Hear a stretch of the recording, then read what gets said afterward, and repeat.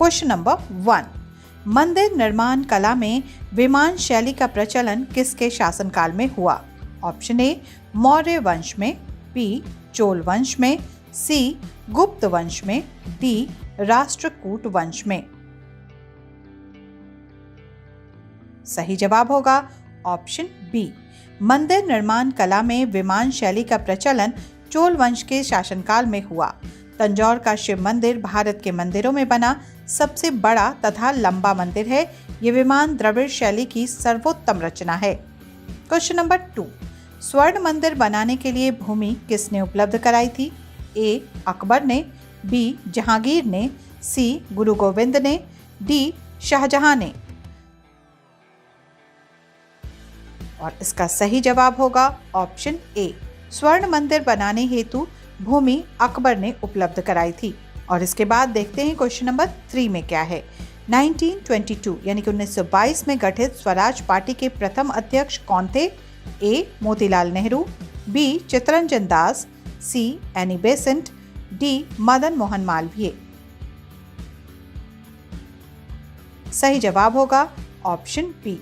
दिसंबर 1923 में चित्तरंजन दास और मोतीलाल नेहरू ने स्वराज पार्टी की स्थापना की। इसके अध्यक्ष चित्तरंजन दास थे। मोतीलाल नेहरू इसके सचिवों में से एक थे। क्वेश्चन नंबर 4, टीपू सुल्तान के शासनकाल में मैसूर की राजधानी थी? ए बेंगलोर, बी हैदराबाद, सी श्रीरंगपट्टनम, डी भाग्यनगर। सही जवाब होगा ऑप्शन सी। टीपू सुल्तान के शासनकाल में मैसूर की राजधानी श्रीरंगपट्टनम थी। हैदर अली की मृत्यु के उपरांत उसका पुत्र टीपू मैसूर का शासक बना। टीपू ने 1787 ईस्वी में बादशाह की उपाधि धारण की। अपने नाम के सिक्के भी चलाए। क्वेश्चन नंबर 5, महाबलीपुरम में स्थित मंदिर संबंधित है? ए काकतीय वंश से, बी चोल वंश से, सी पल्लव वंश से, डी गुप्त वंश से। और इसका सही जवाब होगा ऑप्शन सी। पल्लव शासकों का शासनकाल कला एवं स्थापत्य की उन्नति के लिए प्रसिद्ध था।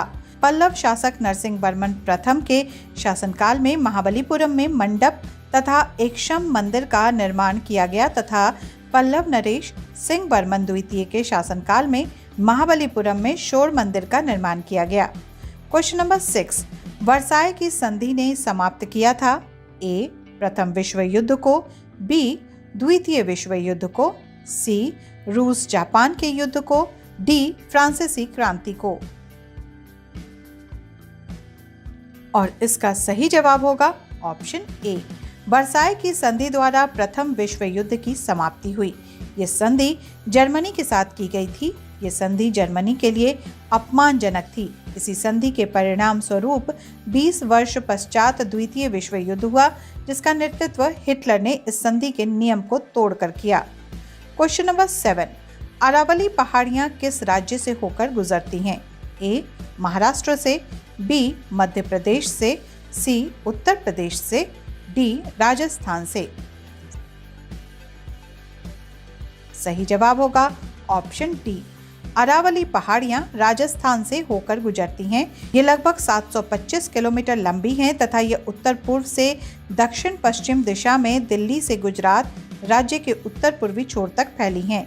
अरावली श्रेणी का सबसे ऊंचा शिखर राजस्थान में स्थित माउंट आबू का गुरु शिखर है। इसकी ऊंचाई 1722 मीटर है। क्वेश्चन नंबर 8, भारत और चीन के बीच व्यापार के लिए किस दर्रे को खोला गया है? ए नाथुला, बी खारदुर्ग ला, सी चुंबी, डी सोलंग। सही जवाब है ऑप्शन ए। नाथुला दर्रा सिक्किम में डोगक्या श्रेणी में स्थित है। दार्जिलिंग तथा चुंबी घाटी होकर तिब्बत जाने का मार्ग इसी से है।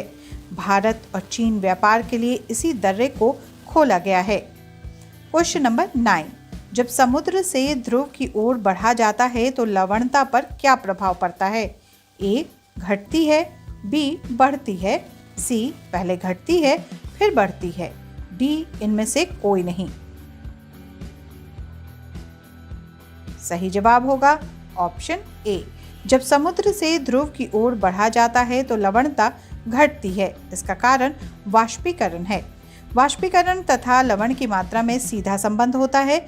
जितना ही वाष्पीकरण तीव्र तथा अधिक होगा, लवणता उतनी ही बढ़ेगी। जब समुद्र से ध्रुव की ओर बढ़ते हैं तो समुद्री जल का वाष्पीकरण कम मिलता है। क्वेश्चन नंबर 10, स्वतंत्र भारत का प्रथम बजट किसने प्रस्तुत किया था? ए. जॉन मथाई ने 1950 में, बी. सी.डी. देशमुख ने 1952 में, सी. जवाहरलाल नेहरू ने 1951 में, डी. राजेंद्र प्रसाद ने 1949 में। सही जवाब होगा ऑप्शन ए।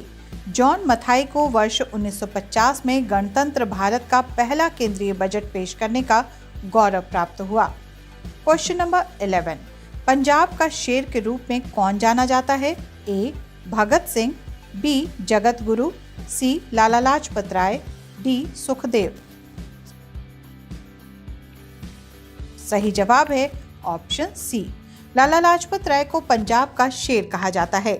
जलियांवाला बाग कांड में इनकी मृत्यु हो गई थी। क्वेश्चन नंबर 12, एक भारहीन गुब्बारे में 250 ग्राम जल भरा हुआ है। जल में इसका भार होगा ए. 200 ग्राम, बी. 500 ग्राम, सी. 0, डी. इनमें से कोई नहीं। इसका सही जवाब है ऑप्शन सी। क्वेश्चन नंबर 13, निम्नलिखित में से किस उभयचर की जिह्वा नहीं होती? A. Sphenodon, B. Salamander, C. Ichthyophis, D. Necturus. और इसका सही जवाब है ऑप्शन सी। सभी उभयचर संघ के उपसंघ वर्टिब्रेटा के अंतर्गत आते हैं। विकल्प बी, सी तथा डी वर्टिब्रेटा के वर्ग एम्फीबिया उभयचर के हैं, जिसमें इक्थियोफिस के जिह्वा नहीं होती। और अब देखते हैं क्वेश्चन नंबर 14, पक्षियों को उड़ने से रोकने की प्रक्रिया कहलाती है? A. Brailling, B. Debeaking, C. Dubbing, D. Pecking. और इसका सही जवाब होगा ऑप्शन ए। पक्षियों को उड़ने से रोकने की प्रक्रिया ब्रेलिंग कहलाती है। और अब इस एपिसोड के आखिरी क्वेश्चन में पहुंच गए हैं और वो क्वेश्चन है क्वेश्चन नंबर 15। 3 आदमी या 7 औरत एक काम को 32 दिन में पूरा कर लेते हैं। 7 आदमी और 5 औरत मिलके दोगुने काम को कितने दिनों में पूरा करेंगे? ए. 19, बी. 21, सी. 27, डी. 36। सही जवाब होगा ऑप्शन बी। 3 आदमी बराबर 7 औरत के, अतः 7 आदमी इज इक्वल टू औरत, इसलिए 7 आदमी जोड़ 5 औरत। 7 औरत एक काम 32 दिन में करती है, इसलिए औरत 2 काम करेगी इज इक्वल टू 21 दिन। और इसी के साथ ये सेट यहीं समाप्त होता है। दीजिए इजाजत, नमस्कार।